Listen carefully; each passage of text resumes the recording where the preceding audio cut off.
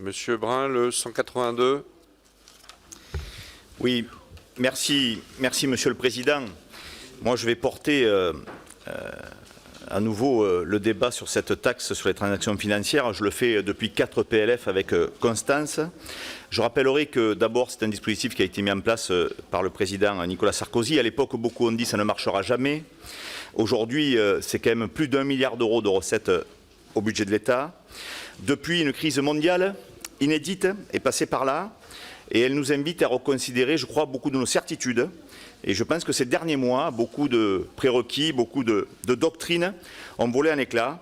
Et puis nous sommes aussi bien évidemment contraints, au vu des dépenses de l'État pour accompagner nos concitoyens dans cette crise, aussi de trouver de nouvelles recettes.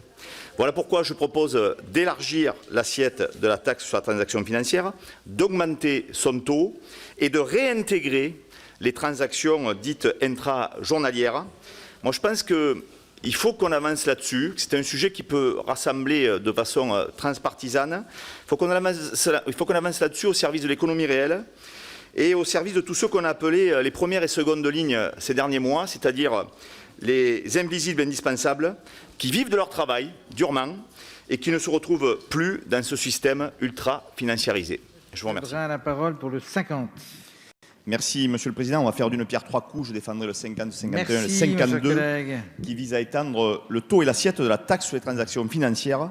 Et par rapport au débat que nous avons eu tout à l'heure, moi si j'avais été député en mars 2012, j'aurais voté la mise en place de la taxe sur les transactions financières et je suis même fier que ce soit ma famille politique qui soit à l'origine et qui ait initié ce combat. Alors j'entends bien sûr les arguments des uns et des autres disant qu'elle est anti-économique, qu'elle a des effets pervers tant qu'elle reste franco-française, et je ne le conteste pas, mais le rapporteur général a quand même rappelé que c'était 1,6 milliard d'euros de recettes, ce qui n'est pas négligeable.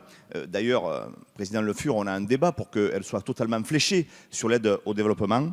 Je pense qu'il ne faut pas abandonner l'idée d'une taxe sur les transactions financières à l'échelle des pays de l'Union européenne ou de l'OCDE, particulièrement sur ces transactions à haute fréquence, parce qu'on est là dans la grande spéculation financière dans laquelle nos concitoyens ne se retrouvent pas, ne se retrouvent plus.